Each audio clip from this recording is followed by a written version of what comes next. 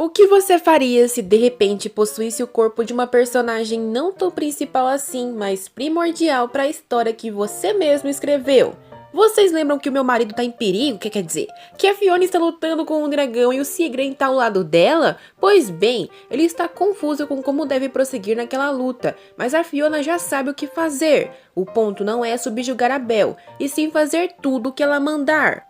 Enquanto isso, o dragão está sentindo que a pessoa à sua frente tem uma grande força de vontade e uma resistência maior do que a que ele calculou. Até mesmo os ferimentos internos sofridos na luta já foram curados, mas não tem tempo de perder ali. Ele ergue a cabeça, puxando mais de sua magia para sobre a Belle, preparado para um novo ataque.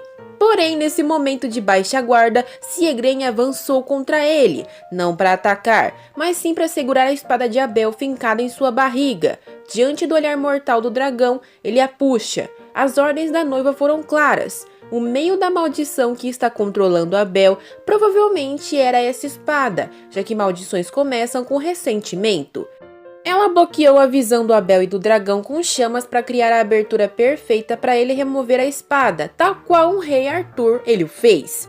Apesar do sucesso da missão, imediatamente Abel, ao lado de Fiona, tomba sem força sobre a filha. Ela fica preocupada e o abraça, o amparando. O homem estava muito ferido, e eu espero que ele sobreviva mesmo, hein? Siegren reafirma que sua noiva estava certa, e fala olhando pro dragão que ele esteve usando a espada presa no seu corpo como um condutor.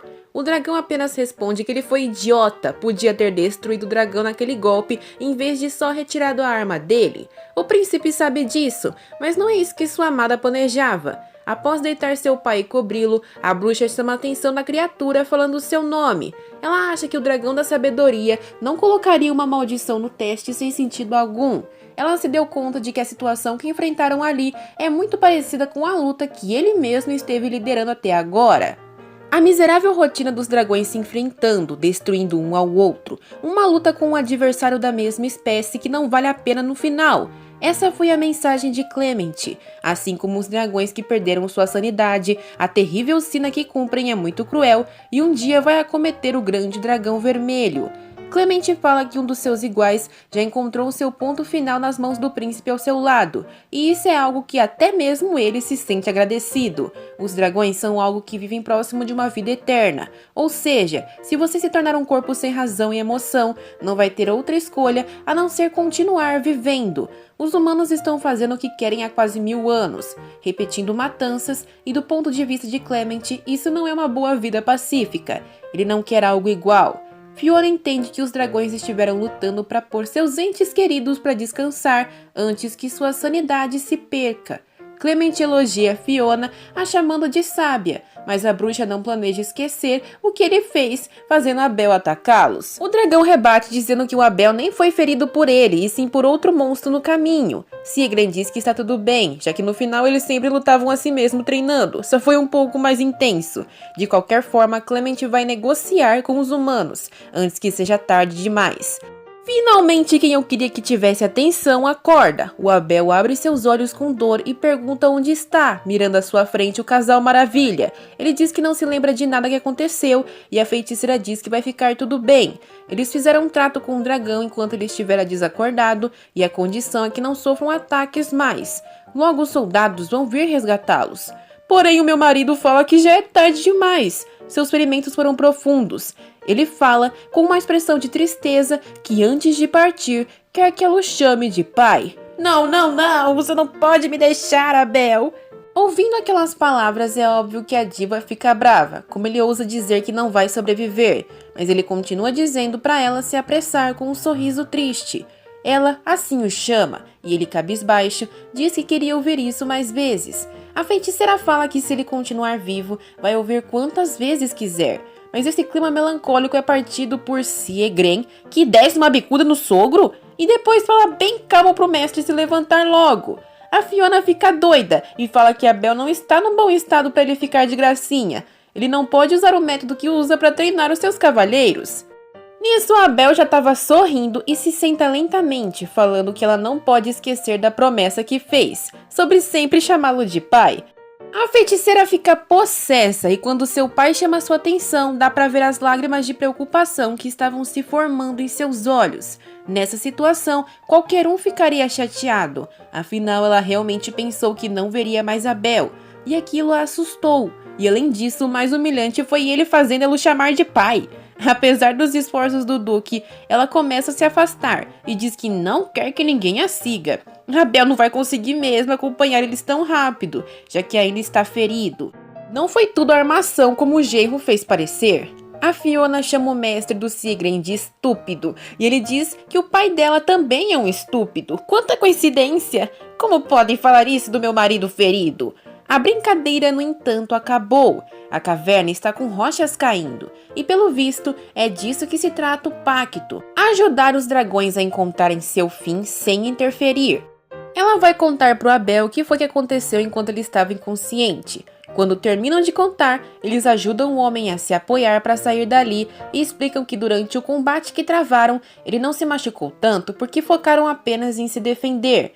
O Abel não está chocado, já que sempre lutou com um genro mesmo. Porém, tudo é diferente quando ele pensa que atacou a Fiona. Ele não consegue acreditar que fez isso. A bruxa diz que foi tudo por conta de sua falta de cuidado. Seu pai não entende porque ela continua assumindo a culpa. Mas agora eles encontraram os outros soldados e, para surpresa do Duque, eles foram recebidos com o olhar de Hunter, dizendo que acharam o personagem principal dessa história finalmente. Concordo, pra mim ele é o protagonista, Hunter. A dama ordena que não deixem o Duque se mexer demais, mesmo que ele reclame, já que ele fez a burrada de atacar um dragão. Mesmo que ele estivesse servindo de isca para os seus soldados feridos, foi muito imaturo, e ela não pode tolerar isso. Depois de conter o pai, Fiona, Hunter e Siegren se aproximam do batalhão para dar a ordem que faz parte do acordo. Ela berra que é hora de atacar o segundo dragão. Eles precisam se preparar. Todos se levantam com euforia para a missão, e é hora de fazer valer a confiança de Clement. Renatus Liv é um dos dragões que possui mais vitalidade. Ele também é no momento o oponente do dragão da sabedoria, Clement. O dragão azul voando é ameaçador e Fiona dá ordens para que não sejam acertados pelas asas do mesmo. Eles têm que organizar bem suas tropas, mas a criatura é tão grande que isso vai ser um pouco difícil. Fiona ordena que atirem flechas antes que a criatura fuja voando. E então aparece Clement voando na direção do oponente com a boca reganhada e mordendo ameaçadoramente seu pescoço. Ele usa toda a sua força enquanto o companheiro parece triste ao receber o golpe. Fiona não pode falar agora e chama a atenção do dragão vermelho, gritando seu nome e o atraindo. Siegren tenta detê-la antes que faça algo que a coloque em perigo, mas ela estende seu braço para os dois dragões e grita bem alto: "Me leve com você." Como assim, Mona? Pois não é que no momento seguinte nós vemos a Fiona montando no Clement voando? A própria rainha dos dragões, hein? Ela fala para ele pensar nela como um míssil acoplado num avião de caça, mas nem avião existe aí. Quando finalmente avista Renatus, a dama manda o dragão voar por cima dele. Ela vai atingi-lo. Ela vai ser a arma de Clement. O dragão, tristemente, mas com ímpeto, concorda com ela. E o raio preparado pela feiticeira desce cortante, iluminando o segundo dragão com um olhar solitário. Ele caiu finalmente totalmente carbonizado. E Clement dá a mordida final em seu pescoço, terminando tudo. Fiona observa o embate final emocionada, com Clement pedindo para o seu grande amigo partir em paz. Depois que tudo termina, Clement pergunta o nome da humana, que se apresenta como Fiona Halon. Esse é o nome daquela que logo governará essa terra, segundo as palavras do dragão. Ela já deve ter ouvido falar do amigo dele que acabara de falecer, o mais corajoso de todos, Renatus Liv. Sim, ela conhece esse título, mas ele não é pronunciado por um humano há muito tempo. Ele quer saber qual é a real identidade daquela que reconhece esses títulos perdidos no tempo. E pela primeira vez, em 80 capítulos, Fiona revela que foi ela quem deu origem a esse mundo. Porém, diante do olhar do dragão, ela admite que não pôde lhe dar um final. Curioso, Clement pergunta o que ela pode dizer sobre esse corpo que ela está usando. Ela fala calmamente que não é o dela, é o corpo de uma jovem que teve uma vida triste e vazia por culpa dela na história. E talvez, já que é sua responsabilidade, ela esteja sendo punida por tudo que fez, ficando no corpo dela. O dragão diz que entende, e a maga questiona se ele não está chateado ou com raiva da mesma. Ele diz que obviamente eles sofreram por centenas de anos e causaram dano a outros seres, mas por milhares de anos também, naquelas páginas que Fiona escreveu em sua vida passada, ela também permitiu que todas as suas espécies em seus mínimos detalhes vivessem felizes, tão deslumbrante quanto amanhecer, tão doce como o próprio vinho. Aqueles dias, um a um, foram tão brilhantes como joias preciosas. Os dragões foram majestosos, e embora tenha sido ela quem lhes causou dor, a autora daquele mundo também foi quem lhes deu a mais pura felicidade. Tudo por obra de suas mãos maravilhosas. O dragão completa dizendo que é tolice esquecer toda a felicidade vivida em prol apenas de um único momento de tristeza que viveu.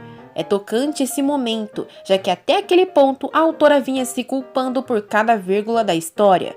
Depois que o sol nasce, o pôr do sol também chega. Mesmo que sua vida não tenha sido como planejado, e mesmo que ela não seja brilhante ou feliz, ela é significativa em si mesma apenas por existir.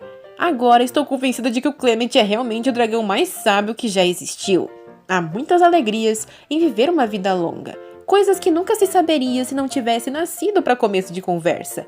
Ele aproxima seu rosto dela, encostando sua cabeça na maga, e diz que ela pode parar de se culpar finalmente e seguir em frente. Ele a chama de jovem criadora, e Fiona coloca suas mãos nele, o acariciando. Aquele mundo começou por sua causa, e também foi ali que muitas coisas mudaram por sua causa também. Desde que ela chegou ali, é a primeira vez que sente que foi perdoada, não pelas palavras de um humano, e sim de um dragão. Olhando aquilo, ela sente uma paz muito grande. Estar presa na história eterna após o pôr do sol é uma opção? Ela pode mesmo ser perdoada? Ela olha sua sombra da neve e não se esqueçam da outra Fiona, hein? Clement deu um rubi vermelho para Fiona, mandando ela levá-lo para um dia ser útil. É o cristal do poder do dragão, e os outros amigos dragões dele perderam a cabeça e a esfera deles desapareceu. Aquilo é muito valioso, e Clement insiste para que fique com ela. Ele diz que a sabedoria vai estar com ela, já que decisões importantes ainda partirão de suas mãos. Os dois trocam um olhar intenso, e Fiona diz que ele lhe pediu para trazer os corações dos outros dragões para lá. Ele concorda, quer descansar com todos ao mesmo tempo, de forma serena. Ele a manda partir, já que as vozes dos humanos que clamam por ela ainda estão sendo ouvidas pelas montanhas. Mas e quanto a ele? Vai ficar ali para sempre? Clement diz que sim. Até que ela traga os outros corações, ele vai cair num sono profundo para proteger o último pedaço do dele. Todavia, ela não deve se preocupar com seus amigos e ele agora. Ela apenas está colhendo os grãos de trigo dourado que foram semeados no momento. Fiona sorri para ele e diz que vai tentar seguir a vida com mais calma. E por incrível que pareça, a gente consegue ver o dragão Clement sorrir também. Os dois finalmente começaram a se afastar, e a maga olha para trás, vendo o dragão repousar seu corpo sobre o de seu amigo de forma triste, como uma companhia para que seu destino pós-vida não seja solitário. Fiona costumava odiar o frio de Halon com todas as suas forças, mas agora ele é algo pelo qual ela é grata. Agora ela pode sempre se lembrar de que esse inverno interminável é a eternidade deles, tanto na realidade como nas palavras que escreveu sobre o universo. Depois daquele dia memorável e inesquecível, eles retornaram para o palácio de Halon.